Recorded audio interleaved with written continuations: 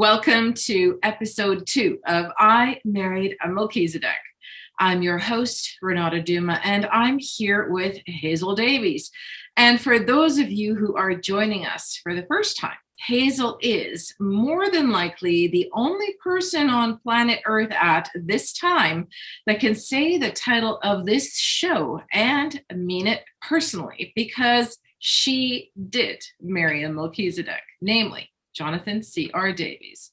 And before we get on with today's show, where we will be talking about everything from the sacred, meaning the universe, project, that's right, project, to the profane, as we say, namely about Jonathan and his relationship with the Urmah. Please like, share, and subscribe if you are so inclined. Links to this show will also be listed on the Unity Bubble website at unitybubble.com. And if you're not familiar with the Unity Bubble, you soon will be as we get deeper into this and future shows. So without further ado, I'd like to introduce Hazel Davies, Head Master Unity Bubble Facilitator and life partner to Melchizedek come to Earth, Jonathan C.R. Davies. Hazel, welcome once again to your show. Thank you, Renata. Really good to see you again. Always great to see you. You mentioned that you wanted to clarify a couple of points you made in the last show. Can you just elaborate on that? Yeah, what I wanted to make really clear, because I did talk about some religions and specifically what Jonathan had been trying to figure out his entire life, and he used some religions to try and figure that out. I just wanted people to know that the work, the Unity Bubble and the Sacred Bubble, all the work that is done is nothing to do with any particular religion at all. It is not connected to any religion. It is good for anyone.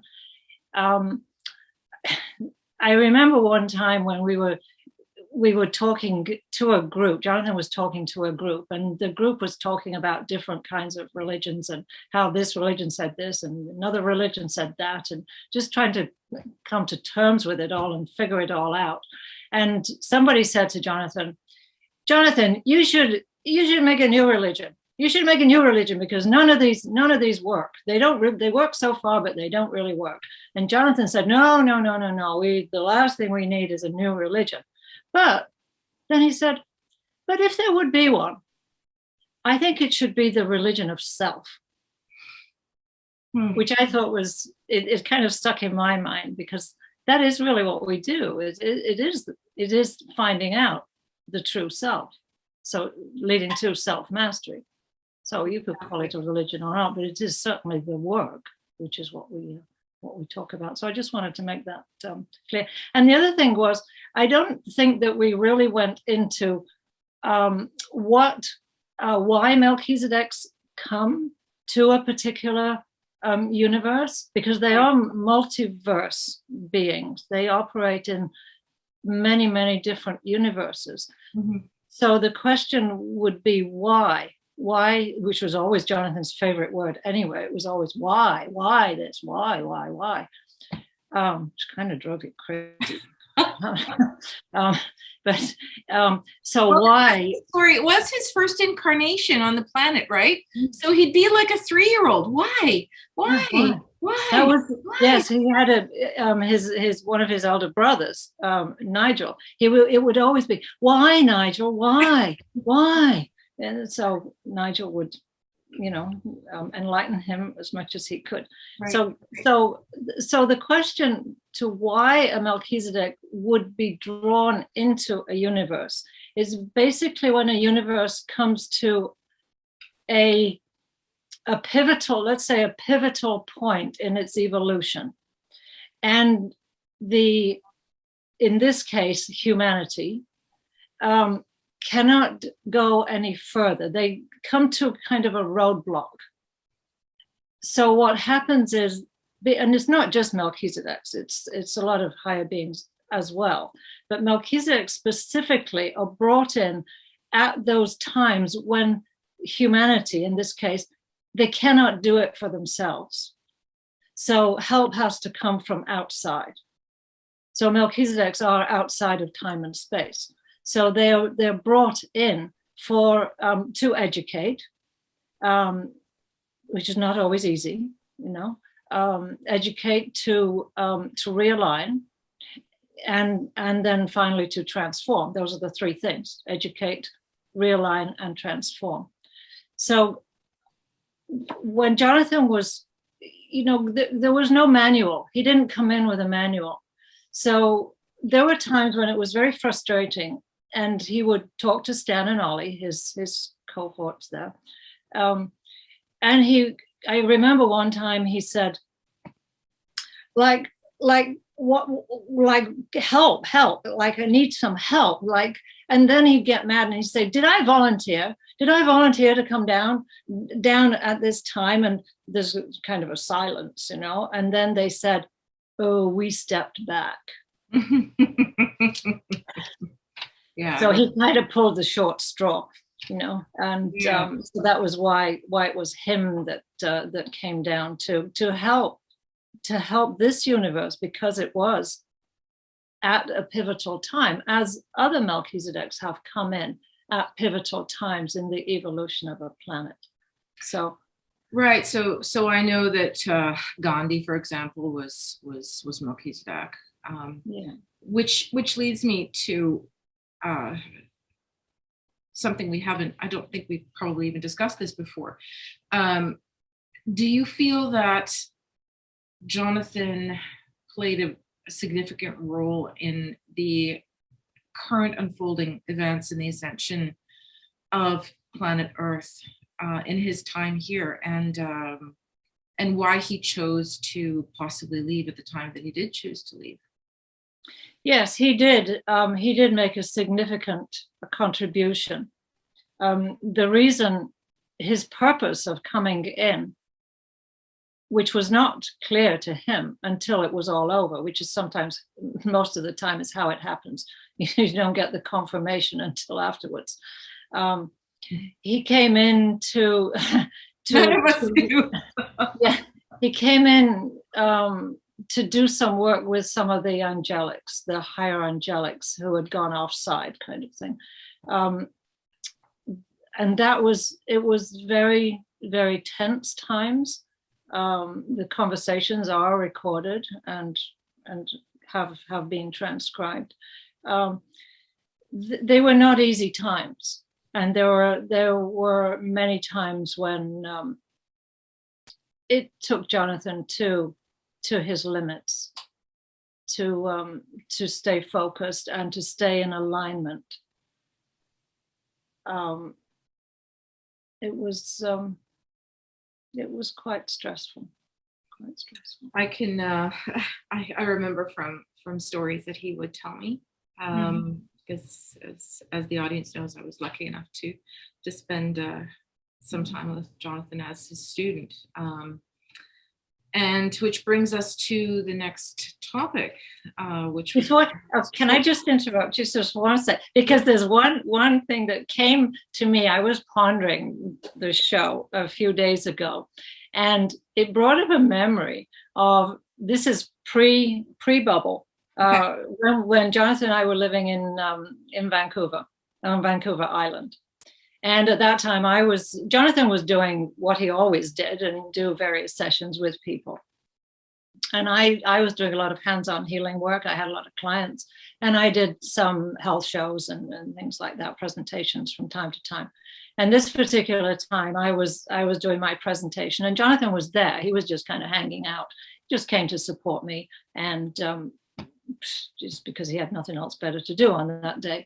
And this lady came over to him. She'd never met him before. He'd never met her. And she came up to him. She was a seer. And she said, do you know that you have a cloak? And Jonathan's like, okay, okay. And she said, no. She said, it's a really special cloak. I've never seen anything like this before. She said, around the bottom of the cloak is a band. And she said, it has stars and planets. And she said, and I don't mean embroidery. I mean real stars and planets. And so Jonathan's going, oh, okay. Where do you take that to the dry cleaner? Yeah, exactly. Yeah. So yeah, it's kind of funny because Jonathan would always wanted just to wear robes. He just wanted robes and sandals and a staff. That's how he wanted to. Before he knew he was Melchizedek or anything like that. I don't know in what part of the planet or the galaxy a three-piece business suit is comfortable. No. No, I'll go for the robes and the sandals myself. Thanks for yeah, exactly. Yeah. Sorry, I didn't mean. Oh no, that's great. That's what this is all about. This is all about the flow. Well, let me share then. The first time I laid eyes on Jonathan, we chatted on the phone, and I think he called you and said, "I'm going to Toronto. I'm going to go see this person." And he showed up. I was waiting for him in the foyer of my mom's apartment building where I was staying because she was in the hospital. And I had never seen him before. I had absolutely no idea. And all I knew was that somebody told me that this man does energy work and that he offers clearings and whatever. And I'm like, okay, well, I'm down for that. And he walked in. And I swear to you, what I saw was a 20-foot pillar of light, like an obelisk. And it was like, who the heck and it was, and I was just in that area at that time where I was really developing my own gifts of, clairvoyance, clairaudience, all those things that Jonathan helped me to develop. But that first look at him and the energy that came off of him just literally blew me away. I'm like, who are you?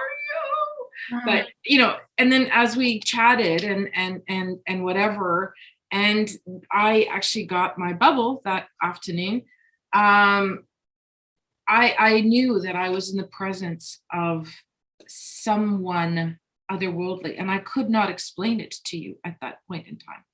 At all, though this is the whole. He couldn't explain it. No, he couldn't either. Exactly. And it's and hence the whole purpose of this show and this series of interactions, so that we can explore this even further. And yeah, exactly. So we were talking about what everyone calls the Universe Project. And as we were talking about it, you said, well, no, Renata, it's actually supposed to be the Universe Project. And I went, projection. Oh, projection. Okay. Yeah, the universe, the projection. Yeah. Okay. So that was Jonathan's first publication, his first book. So can you explain what the genesis of that is? Yeah. Well, the title of the book, of course, is the last thing that you do when well, I don't know, because I've never written a book, but I imagine that lots of times when one writes something, and you generally write things so that you get your own clarity, that comes as a part of it. And so it was really the explanation of, it's difficult to say this is how the universe works, because, it's something that, can we really understand it all? I don't think so. I think it's just so huge that it's a way, the book is a way to understand something that is not really understandable, and to put it in layman's terms without going into, great descriptions about all kinds of wild and wonderful things, to put it into a language that we could get a hold of.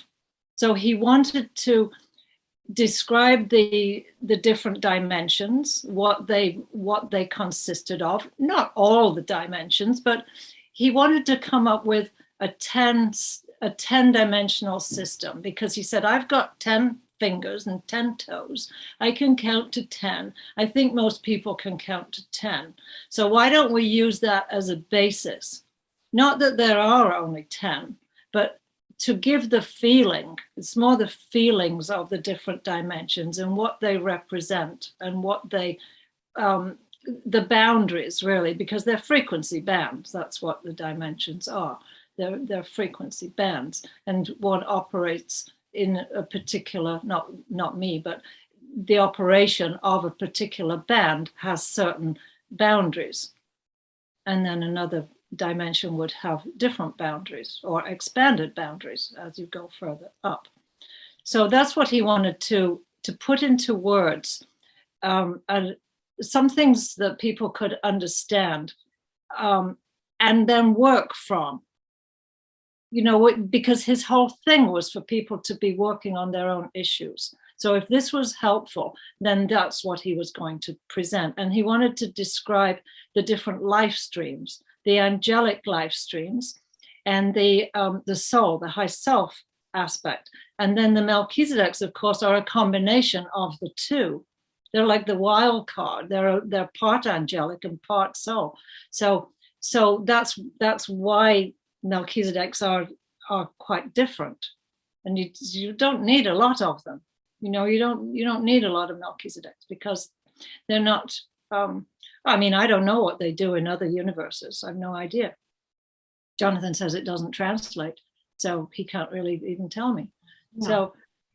So it was the dimensions, the life streams. He wanted to go into some basic laws, universe laws, so that one would know, what was in alignment. And I never like to say good and bad, because I like to say it's in alignment or it's out of alignment, which when we're doing personal work, is it in alignment with your soul? Because on a very high level, it's all in alignment. Otherwise, it wouldn't even be possible. Right. But it depends what level you're talking. So when we do personal work, is this in alignment with your soul and with why you're in this body at this time? So it's in alignment or it's out of alignment. And of course, if it's in alignment, it will feel good. If it's out of alignment, it doesn't feel so good. So, right. You kind of feel it in your gut. People will say they feel it in your heart. You do, but you also feel it more in your gut. It says it's a gut, it's a knowing. Mm-hmm. It's a knowing. You say that that's one of the core teachings, the fundamental teachings of what Jonathan came to share with us?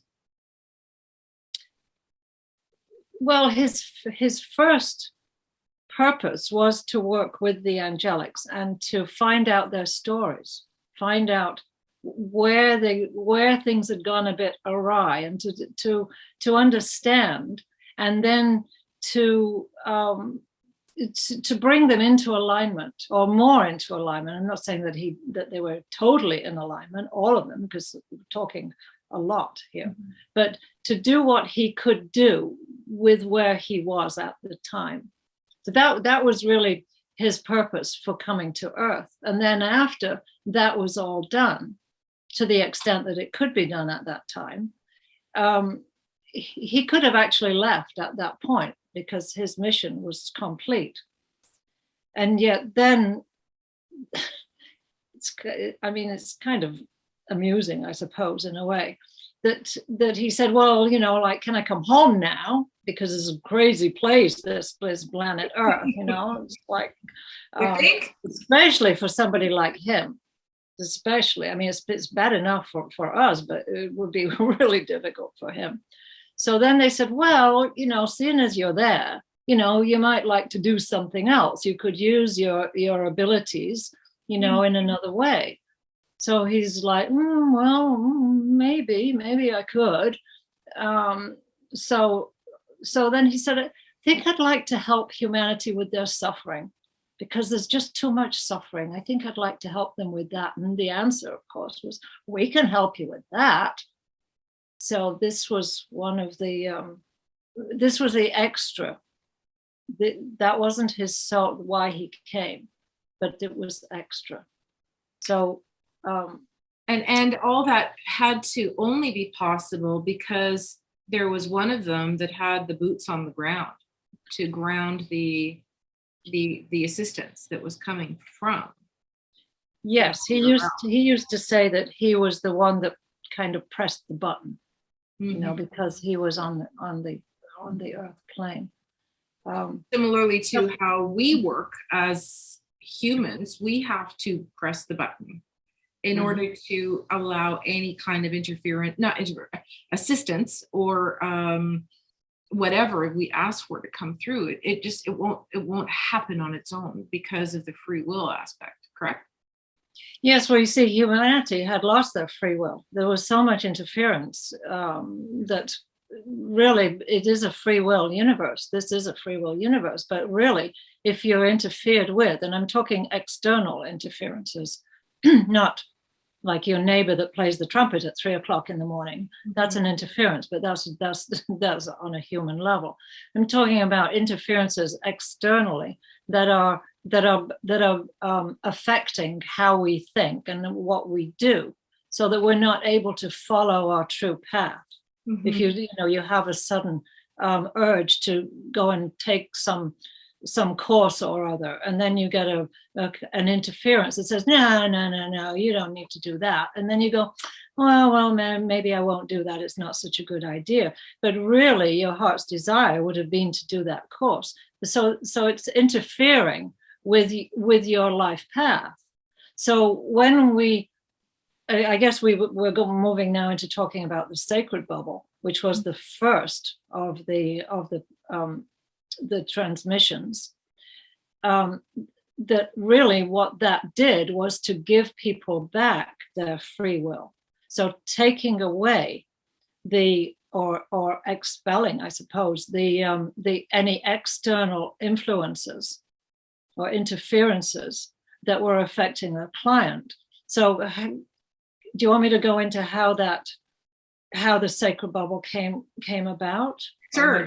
And I'd like to really talk more about the nature of these interferences, because it's such a fundamental aspect of the actual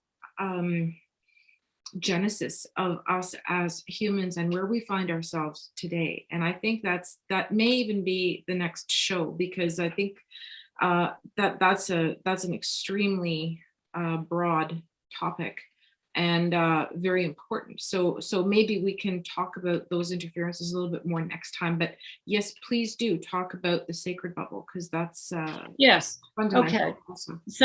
So at that, around about that time, which would have been 2007, I suppose, Jonathan had been always working, even when we were in the motorhome. He was always working with people. People would just show up, and he would do a session with them, whatever. And so at this time we were in Toronto, and he had some clients. He had one particular client that had some interferences, and Jonathan could remove those interferences with no problem because of who he was.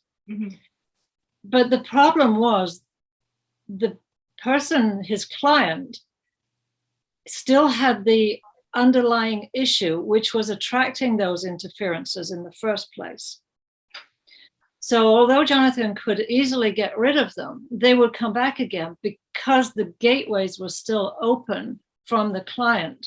They'd just come back. So he'd come back, for another session. He'd say, well, they're back again.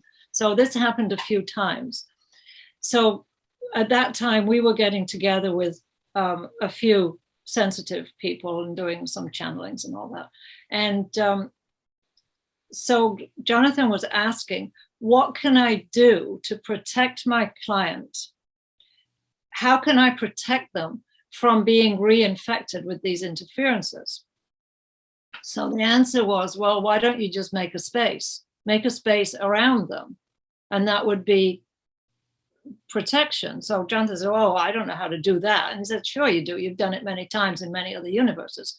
Just do it. So Jonathan is like, I don't know how to do that. So we got to get that memo. Yeah. It's like, how am I supposed to do that when nobody's, as again, there's no manual for this. So he tried it out.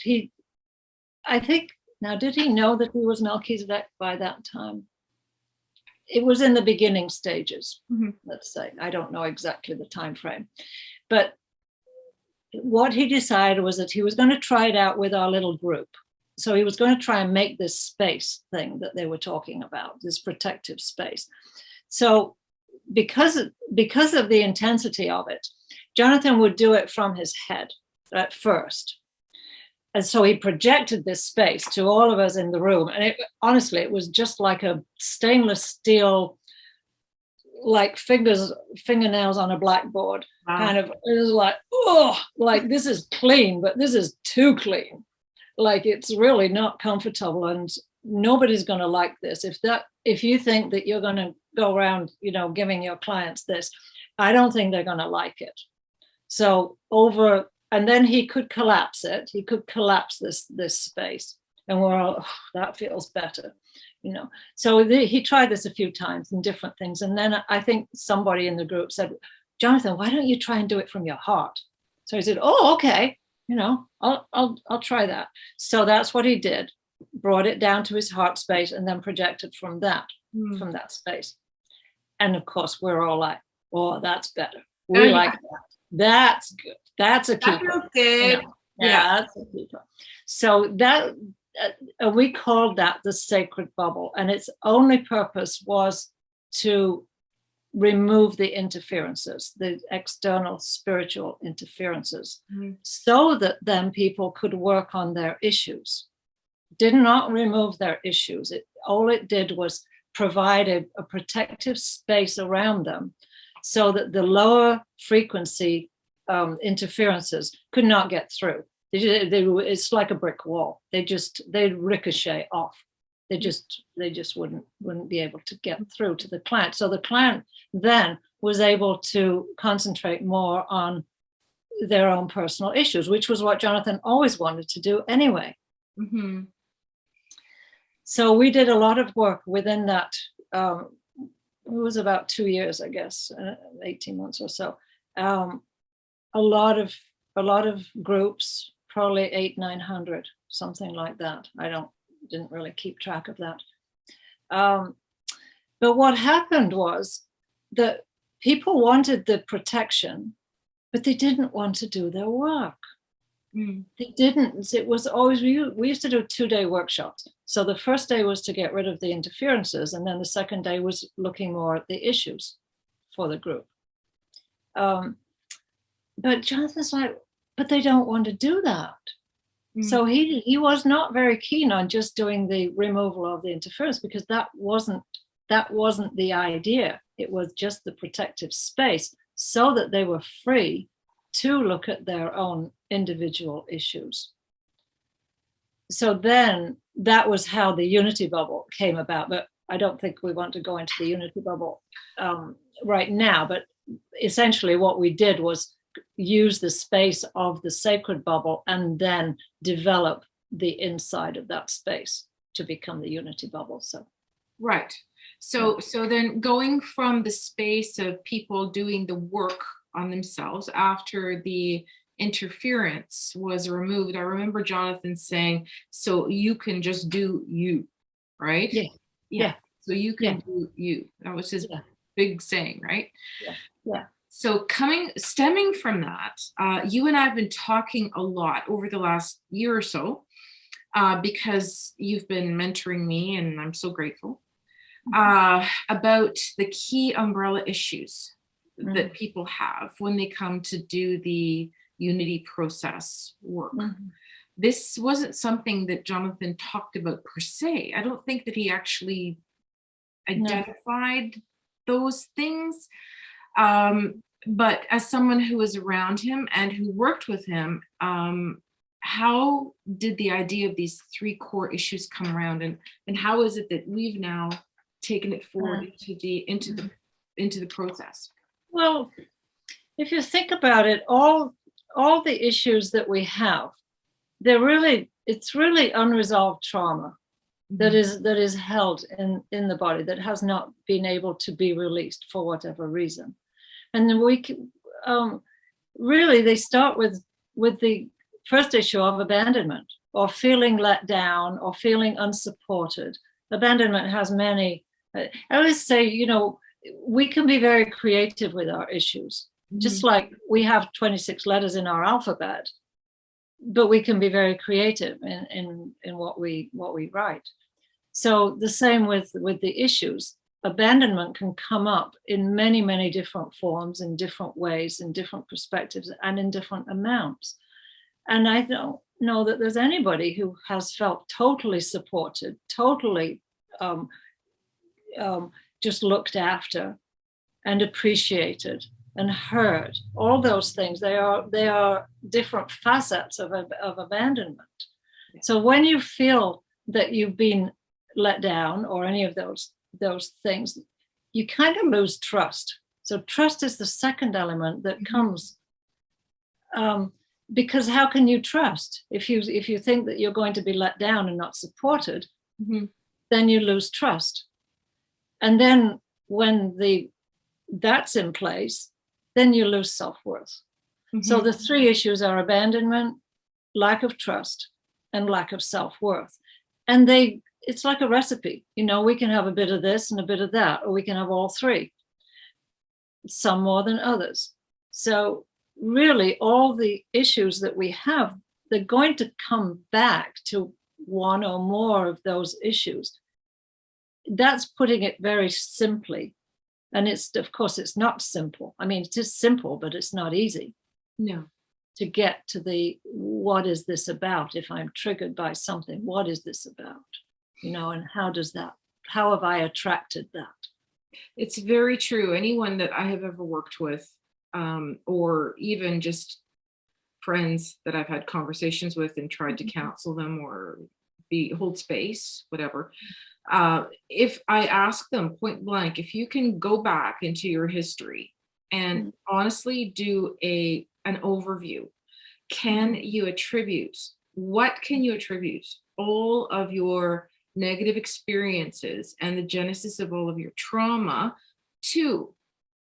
Abandonment, betrayal, lack of trust, lack of self-worth, right? Which is it? And they're usually pretty amazed at how easy it is actually to go, oh yeah, I really resonate with that, or I really resonate with that, or it's a kind of a combination of those.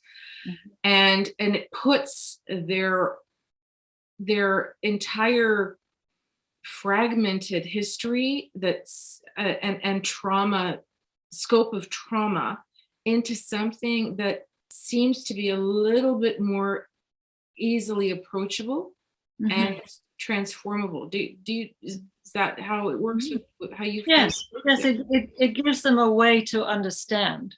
Of course the understanding is in the head. You understand it, you have the information, why I'm like this, because of that led to that led to that. You cannot release from the head.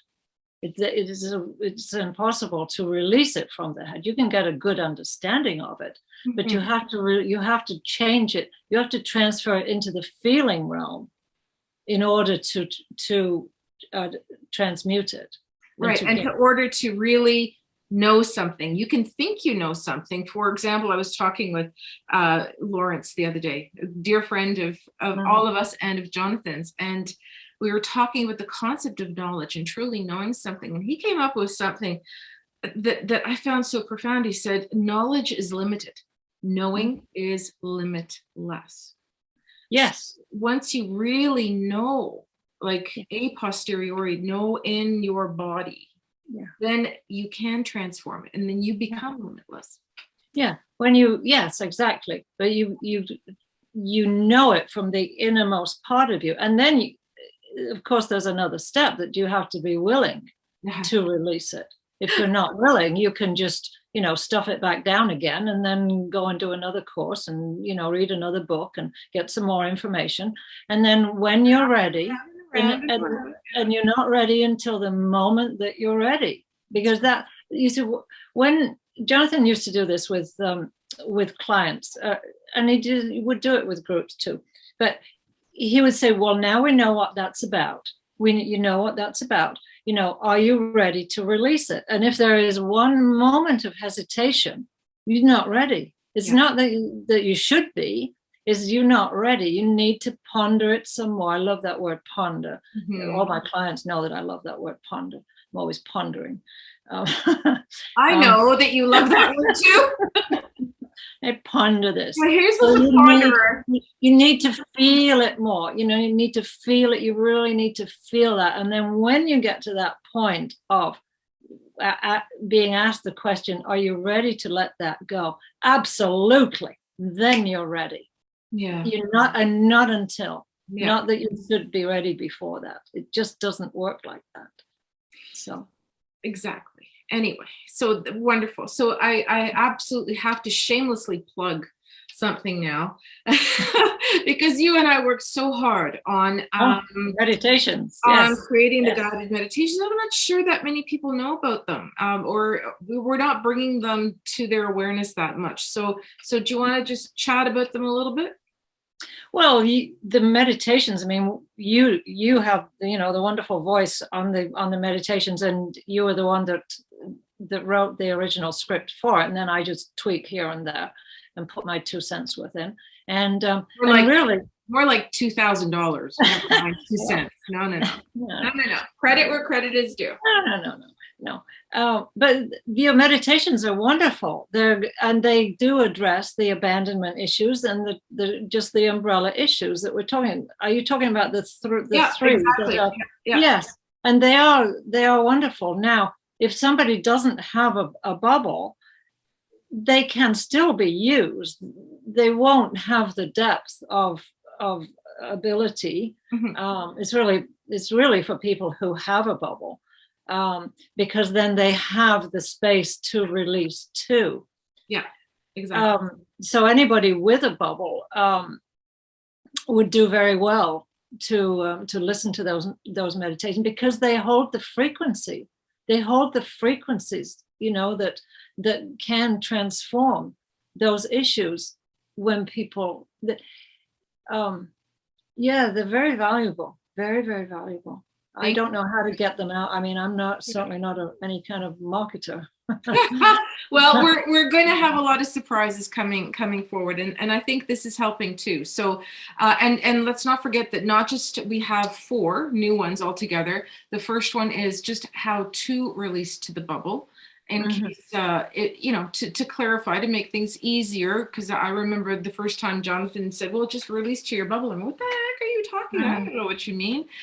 So with that in mind, I guess that was the genesis of me being impulsed to create these guided meditations. And how hard it was to create them. We really, it took days to come up with, because we would start and then, we're not going there, we're going here. Oh, okay. No. And the other thing that I could just mention here is that when people get their bubble, the bubble does not do it for you.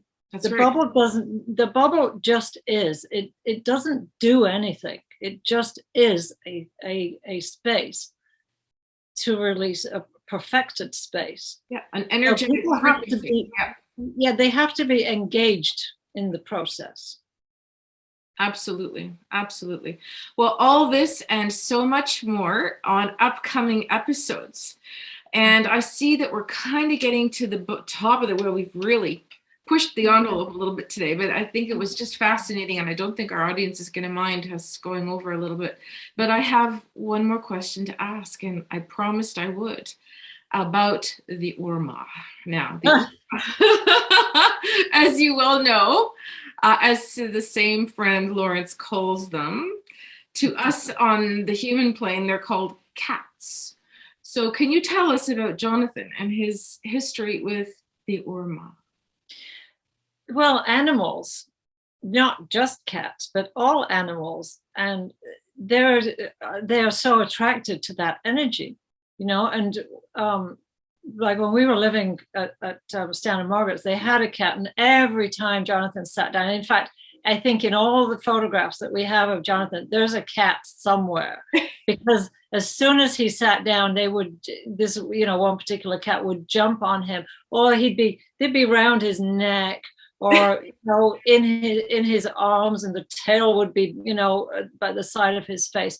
It wasn't that he was just a cat person. He liked cats, and they were so attracted to him, as well as, animals, they know the energy. Sometimes cats will be attracted to people who don't like them, or are afraid of them. But it was certainly not the case with Jonathan. But yes, even dogs and babies. My goodness, if Jonathan walked by a baby, the baby would be like, "Who are you?" Just like where did you come from? Because they're still so open. Oh, so. Totally. And I will just add to it that it's not just cats. Apparently, I found out in conversation with Stan and Margaret, also dear friends, that in 35 years that they were here, that they've been at their property and in the country, they've never, like deep into the country, there's never been a bear, except Jonathan was working in the garage and a bear came up. I know. And do you know what Jonathan said to it? You go ahead. You go for it. He told me, he said, I looked at it and I said, "Oh, good morning. How are you?"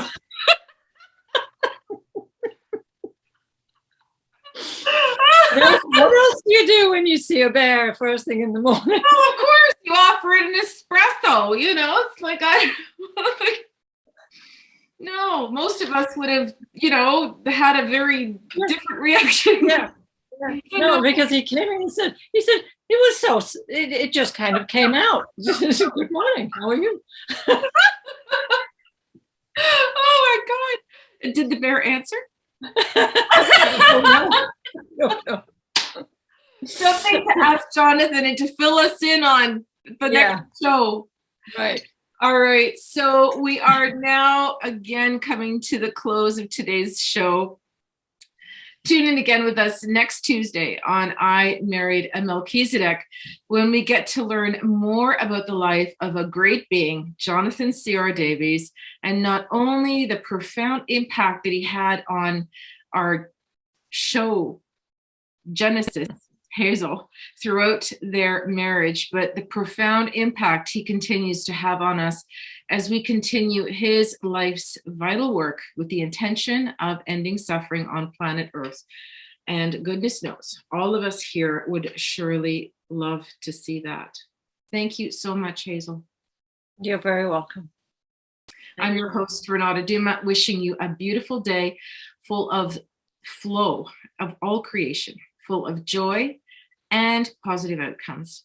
With much love from Hazel and I to you, till we meet again on the next Wisdom and Whimsy-filled episode of I Married a Melchizedek. We'll see you then. Thanks.